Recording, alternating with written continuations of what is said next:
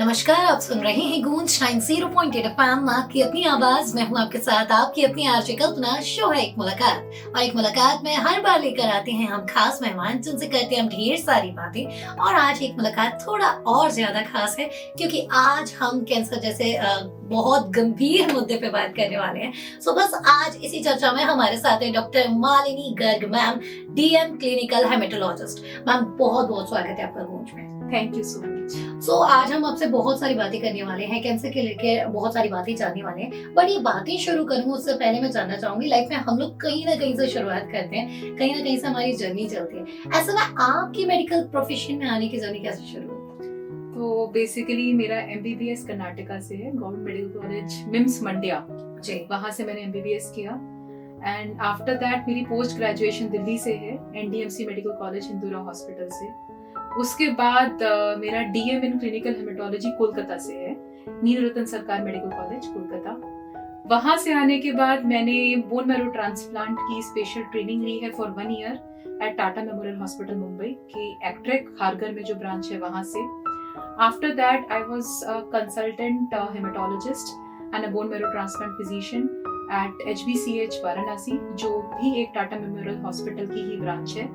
And then I am here in Gwalior as a consultant hematologist, hemato-oncologist and bone marrow transplant physician at BAMR hospital. और no doubt, जब आप एक लंबी journey तय करते हैं ना, तो बहुत सारी चीजें सीखते हैं, और जब आप सीखने वाली चीज दूसरों के साथ शेयर करते हैं तो यकीन मानिए उतनी ही खुशी होती है जब आप सीखते हैं उस वक्त से लेके इस वक्त। क्योंकि ये जर्नी जितनी बड़ी होती है उतने ज्यादा जुड़ते हैं इस जर्नी के साथ अनुभव, और उसी अनुभव के पिटारे में से आज हम बहुत सारी बातें हैं जो जानने वाले हैं। सो मैम, स्पेशली मैं बात करूं blood cancer as your haematologist, तो मैं जानना चाहूंगी ब्लड कैंसर के सिम्टम्स क्या होते हैं? क्योंकि किसी भी बीमारी की अगर हम बात करें, अगर सिम्टम्स लक्षण हमें सबसे पहले दिख जाए ना, तो आसान हो जाता है किसी भी बीमारी को पकड़ना। तो मैं आपको इस आपके क्वेश्चन का आंसर 2 भागों में दूंगी। पहला तो मैं बताऊंगी आपके सिम्टम्स क्या हो रहे हैं, उसके बाद उसमें ब्लड में क्या मिलता है। तो किसी भी पेशेंट है जिनको बार बार बुखार आ रहा है या रात में पसीना आ रहा है, नॉर्मल लोगों को पसीना नहीं आ रहा लेकिन उनको रात में पसीना आ रहा है, या फिर हाल फिलहाल में पिछले 6 महीनों में वजन कम हो गया, वजन कम करने की कोशिश नहीं करी लेकिन वजन कम हो गया, शरीर में जगह जगह गांठें हो रही हैं किसी के, या फिर हाथ पैरों में लाल चकत्ते बन रहे हैं, या फिर उनको बार बार खून की कमी हो रही है। तो ये सिम्टम्स जो होते हैं ये ब्लड कैंसर के एक सिम्टम हो सकते हैं। इम्पोर्टेंट ये है, जो दूसरी बात मैंने बोली थी जो बताना चाहूंगी, जो खून की कमी होती है इसको नजरअंदाज नहीं करना चाहिए, क्योंकि बार बार खून की कमी, स्पेशली 50 साल से ऊपर के जो लोग होते हैं, अगर उनको बार बार खून की कमी हो रही है तो वो बार बार खून की कमी आयरन, विटामिन B12 सब नहीं होता, और ना ही उसका जो इलाज होता है वो बार बार ब्लड चढ़ाना होता है। बार बार खून की कमी को नजरअंदाज नहीं करना चाहिए, specially after 40 to 50 years of age। वो एक ब्लड कैंसर का एक प्राथमिक लक्षण हो सकता है। सो मैम, इसी के साथ बात करूं, अगर फीमेल्स को स्पेशली मैं देखूं, एनीमिया की सबसे ज्यादा पेशेंट जो होती हैं स्पेशली फीमेल्स देखी जाती हैं। हम लोग जब भी ग्राफ सामने आते हैं, गवर्नमेंट्स के जब भी कोई भी चीजें निकलती हैं, उसमें फीमेल इस चीज में सबसे टॉप पर रहती हैं। ऐसे में एनीमिया को कैसे डिटेक्ट किया जाए, और अगर किसी व्यक्ति को एनीमिया है तो वो कैसे इसे ठीक कर सकता है? तो बेसिकली क्या होता है, अनीमिया तो देख लो एक तरह का सिर्फ एक सिम्टम ही समझ लीजिए, ठीक है। अनीमिया के कारण बहुत सारे होते हैं, और अनीमिया के कारण simple iron deficiency, vitamin B12 deficiency से लेके ब्लड कैंसर तक होता है। अब आपने बताया फीमेल्स में, फीमेल्स जो हमारी ग्रोइंग एज की फीमेल्स होती हैं, मिडिल एज फीमेल्स होते हैं, बेसिकली उनमें हर महीने उनको पीरियड्स आते हैं। तो अगर वो पीरियड से ब्लड लॉस हो रहा है, ठीक है, अगर वो या तो ज्यादा आ रहे हैं, या फिर ये है कि अगर उसको पूरा करने के लिए न्यूट्रिशन पूरा नहीं मिला है, फीमेल से खाया नहीं है जी, ठीक है, तो उनमें खून की कमी हो जाती है।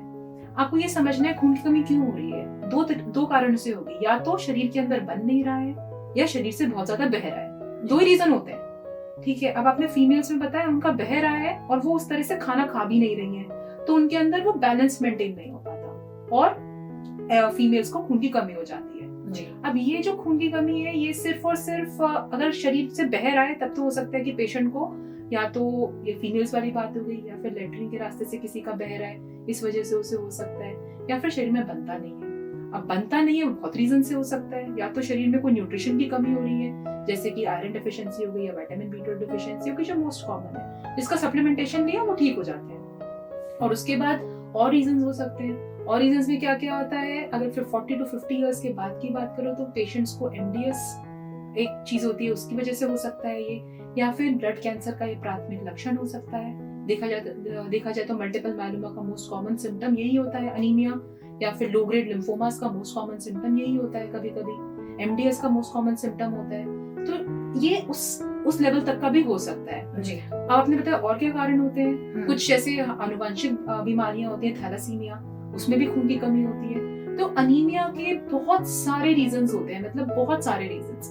तो अनीमिया को प्रॉपर इवेलुएट करना बहुत जरूरी है बाय अ हेमेटोलॉजिस्ट, जिसमें सिर्फ और सिर्फ अपने आपने एक सीबीसी पिक्चर कराई, उसमें आपको खून की कमी, हीमोग्लोबिन कम मिल गया, तो दैट इज वो तो सिर्फ एक हमें पता चल गया, लेकिन अब ये पता कराना ये अभी क्यों इतना कम है, ये बहुत जरूरी है। उसके बाद उसके बेटर ऑफ इन्वेस्टिगेशंस करने पड़ते हैं और वो करवाने चाहिए, हर पेशेंट को कराने चाहिए। स्टार्टिंग फ्रॉम रेटिकुलोसाइट काउंट, जिससे पता चलेगा कि शरीर के अंदर बन भी रहा है या नहीं बन रहा है, टू न्यूट्रिशनल डेफिशिएंसीज का, टू उसके बाद हो सकता है कि अगर वहां पे नहीं रुकता तो उसके बाद आगे जाके पेशेंट को बोन मैरो की जांच भी करवानी पड़ सकती है, वो करवानी चाहिए। जी।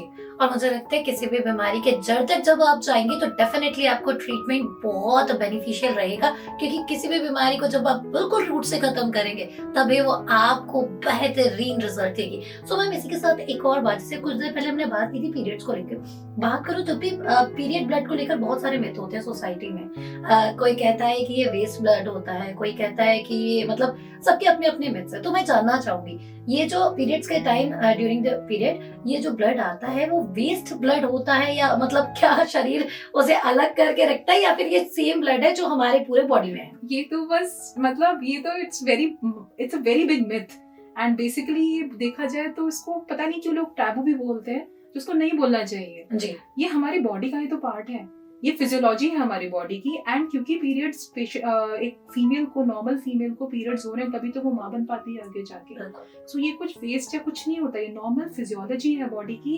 अगर ये हो रहा है तो ये बहुत अच्छी बात है, इससे पता चल रहा है कि उनकी बॉडी फंक्शनिंग बिल्कुल ठीक चल रही है, अपनी साइकिल्स जो हो रही है उनकी नॉर्मल एंडोमेट्रियम शेडिंग बहुत अच्छी चल रही है, इसलिए ये हो रहा है, ये हार्मोन्स की वजह से होता है। So it is a very good thing which is happening.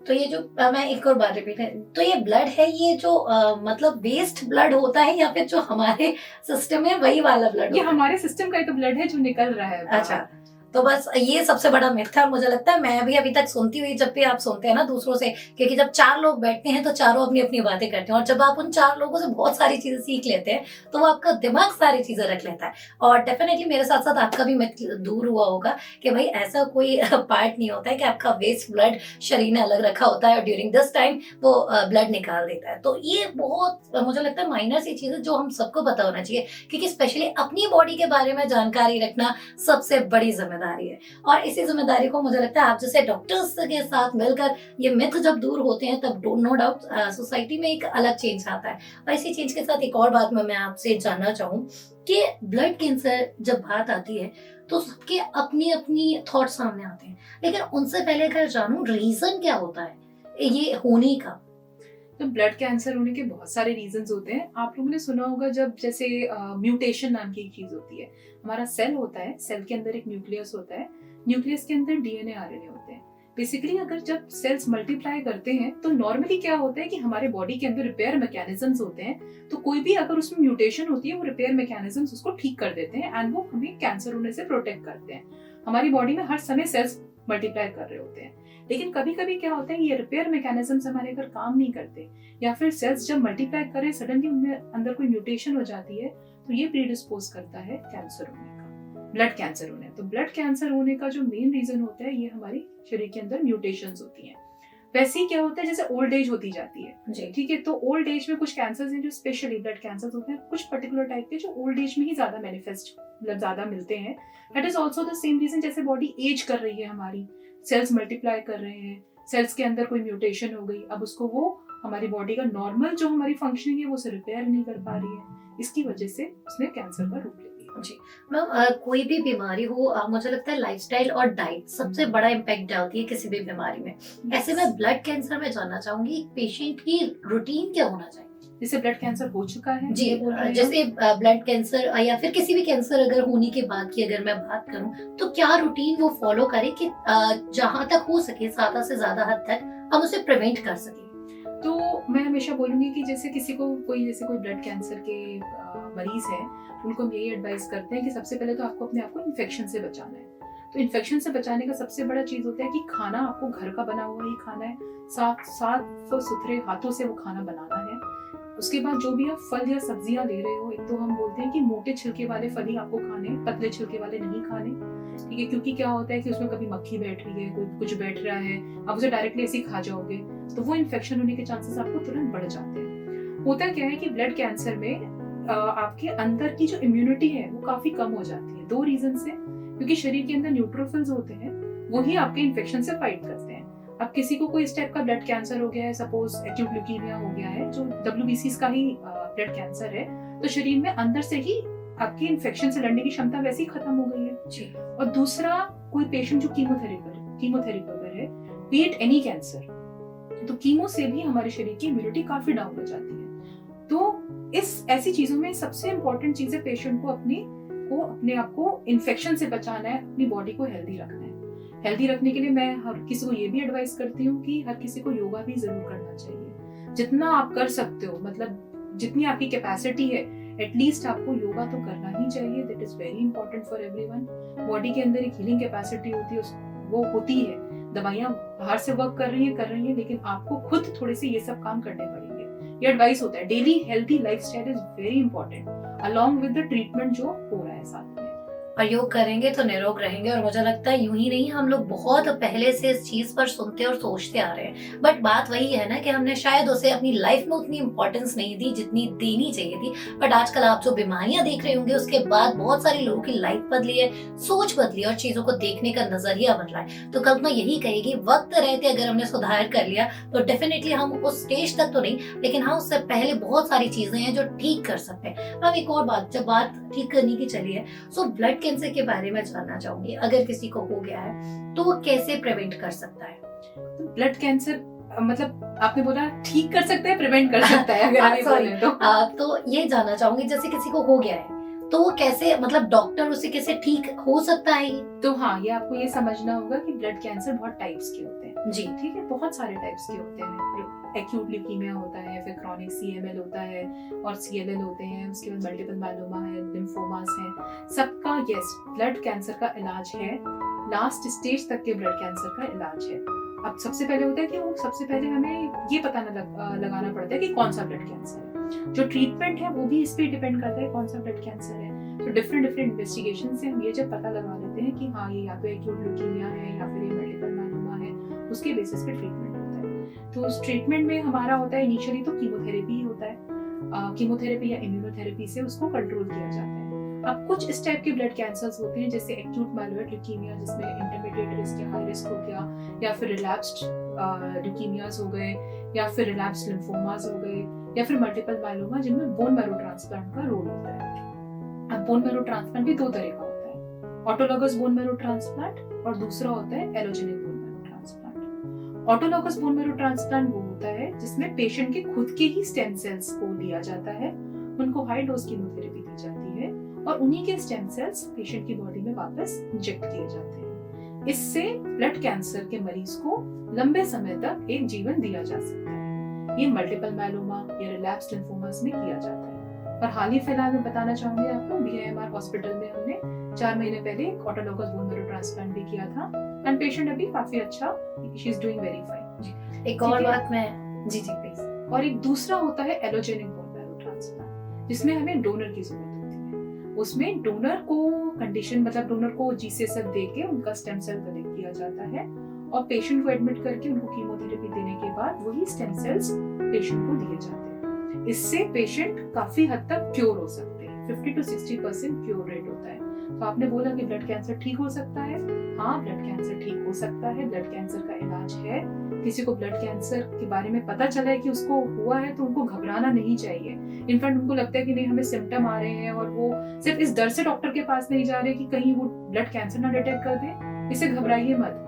क्योंकि आपने प्रिवेंशन की बात करी तो ब्लड कैंसर प्रिवेंट नहीं कर सकते, लेकिन अगर अर्ली डिटेक्ट कर लिया, पहले ही हमने पकड़ दिया, तो हो सकता है कि आपको एक नॉर्मल जीवन व्यतीत करने को मिल जाए, सिर्फ दवाइयों से ही आप ठीक हो जाए। जी, और prevention is better than cure. बचपन से पढ़ते और सुनते आ रहे हैं, और मुझे लगता है जैसे कि मैम ने कहा, जितनी अर्ली स्टेज पर ये बीमारी डिटेक्ट होगी उतना आसान होगा आपके लिए इस बीमारी से जीतना। तो जब भी आपको लगे आपको शरीर में कुछ आपके दूसरे सिम्टम्स दिख रहे हैं या फिर कुछ भी आपको अनईजी फील हो रहा है, डेफिनेटली खुद डॉक्टर मत बनिए, डॉक्टर से जरूर कंसल्ट कीजिए, क्योंकि आपकी थोड़ी सी जागरूकता आपको एक बड़ी बीमारी से बचा सकती है। इसी के साथ मैम मैं एक और बात जानना चाहूँ, जैसे अभी आपने केस की बात की थी, आपने इस जर्नी में अपने आप एज अ डॉक्टर आपने कोई ऐसा सबसे पेचीदा केस देखा हो जो आप हमारे साथ शेयर करना चाहेंगी?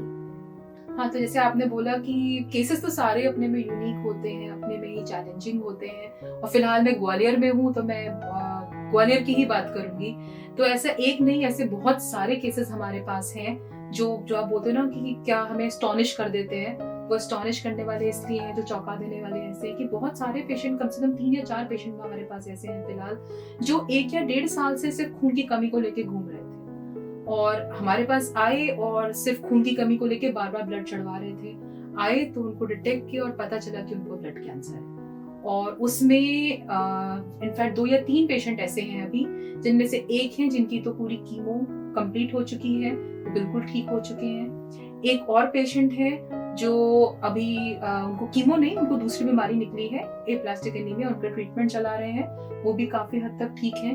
तो इस टाइप वाले केसेस, बहुत ज्यादा चैलेंजिंग केसेस बहुत सारे हैं हमारे पास बेसिकली, जिनमें वो किसी सिम्टम के लिए घूम रहे होते हैं और निकल के कुछ और आ जाता है। बेसिकली उनको राइट डायरेक्शन में जाना बहुत जरूरी है। जी, तो जब भी आपको लगे कि आपको एक बार डॉक्टर से कंसल्ट करना चाहिए, कल्पना फिर कहेगी आपसे, खुद डॉक्टर मत बनिए, डेफिनेटली डॉक्टर तक पहुंचिए, क्योंकि आपकी छोटी सी एक जागरूकता एक बड़ा चेंज ला सकती है। और आज इसी चेंज के साथ हमने बात की थी डॉक्टर मालिनी गर्ग मैम से, जिन्होंने हमें बहुत सारी बातें शेयर की ब्लड कैंसर को लेकर। Thank you so much ma'am for your precious time. आपका बहुत बहुत धन्यवाद, बहुत बहुत आभार। Thank you so much. तो मैम आज हमने आपसे ढेर सारी बातें की, ढेर सारी बातें जानी। जाते जाते ग्वालियर से क्या कहना चाहेंगे? मैं ग्वालियर से के सभी वासियों से यही कहना चाहूंगी कि अपनी खून की बीमारी को, खून की कमी को नजरअंदाज मत करिए। किसी को बार बार अगर ब्लड चढ़ाने की जरूरत पड़ रही है तो डॉक्टर से जरूर कंसल्ट करिए, ये पहली चीज बताना चाहूंगी। दूसरा, अपने हेल्थ को नेग्लेक्ट मत करिए।